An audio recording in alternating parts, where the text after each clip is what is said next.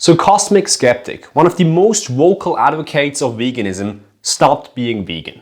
So normally when a vegan celebrity or a vegan YouTuber is not vegan anymore, my reaction is the following.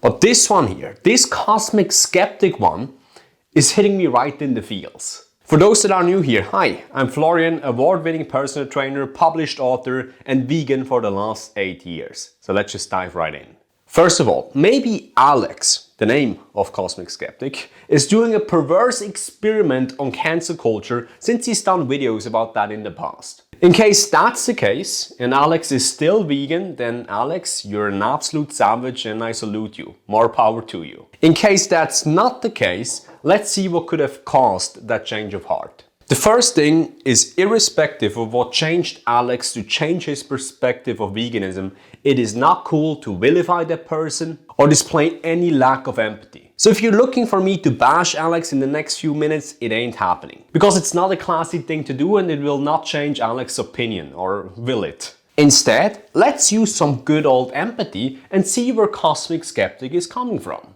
So Cosmic Skeptic went vegan 3 years ago quite publicly. He had a speech at an animal rights conference. He then talked with the god of veganism, Peter Singer, and then with the Jesus of veganism, Earthling Ed. Now, after about 2.5 years of going vegan, Alex is not quite sure about the effectiveness of the boycotting of animal products, and he's unsure about the health side of veganism. Let's first address these 2 points racially, and then talk about the emotions that caused them. Number 1, the truth about the effectiveness of boycotting. Capitalism is driven by supply and demand. Contrary to popular belief, entrepreneurship or companies are not creating demand, they're harnessing demand. Companies are very much reactive. It starts with the customer and their needs, and it ends with companies and their solution to that need. You can imagine this like water. Companies are not the well or the spring of the water, but companies are the turbines that harness the already existing water flow. If there's less water, there's less need for turbines. So if there's less demand, there will be less supply. This is a fundamental law of markets that one cannot argue with.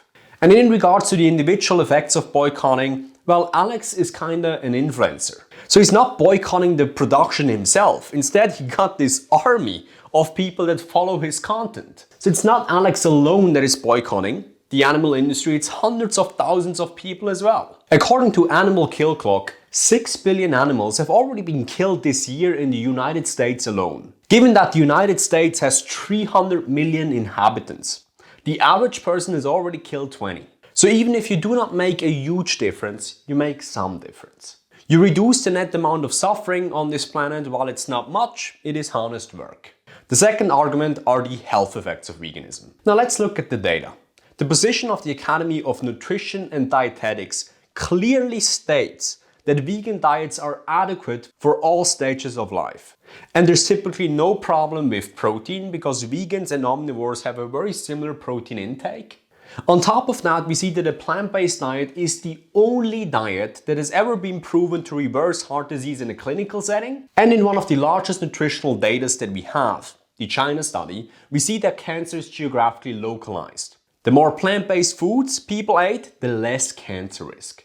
So while I don't know the full health situation of Alex, based on the data, the vegan diet should not influence Alex's health negatively. So what happened? Let's look at the emotions behind Cosmic Skeptic's decision.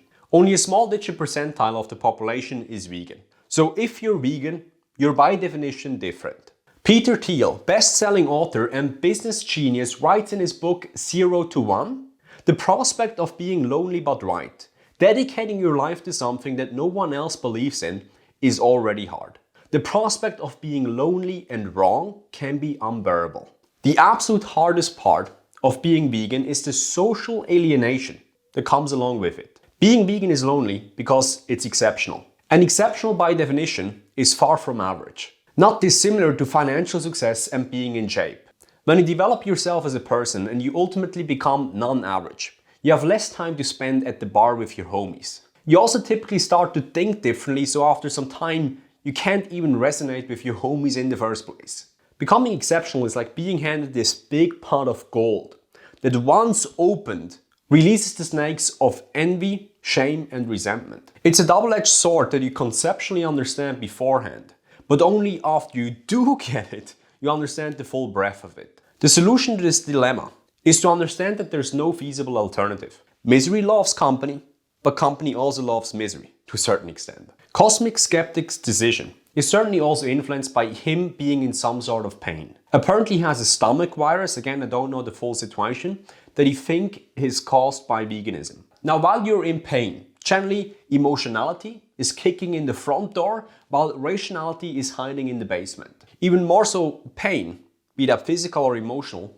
is a magnifying glass that exposes your deepest insecurities. In those situations, the absolute best thing to ask yourself is how high are the chances that veganism has caused this? And in the absence of veganism, would you have gotten sick as well? As humans, we periodically get health issues throughout our life, and that is normal. So to blame the health situation of Alex, and again I don't know the full picture, entirely on veganism is not fair. So what is my advice to Alex? Number one, get some good advisors. You gotta listen to the few and not the many, because most people have opinions and very few people have substantiated opinions. It's as the philosopher George Berkeley said, few men think, all will have opinions. Number two, if you are truly dead set that the absence of animal products is causing you physical harm, then start eating cell-based meat or oysters. Why oysters? Because oysters do not have a brain, and therefore they do not have a kind of computing mechanism to input their sensory kind of data, from the nerves and process it accordingly. So they do not really have a mechanism to compute pain and pleasure. And this advice basically is to any vegan watching this that is very dead set on becoming an ex-vegan.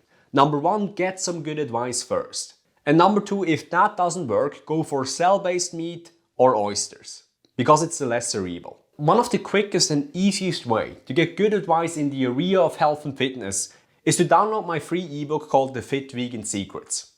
It's not really considered about kind of telling you what to do, but more about getting you to do what you know that you should do. It's almost like using psychological tactics to rewire your brain so you can finally do what you know that you should do. You can get it for absolutely free by heading over to fitvegans.com/secrets. Lastly, Alex, if you for some reason end up watching this video, just want to let you know, I wish you all the best. And if you're open for any advice, you know where you can find me. To everyone, including Alex, potentially, thank you so much for watching this video, and I'll see you next time.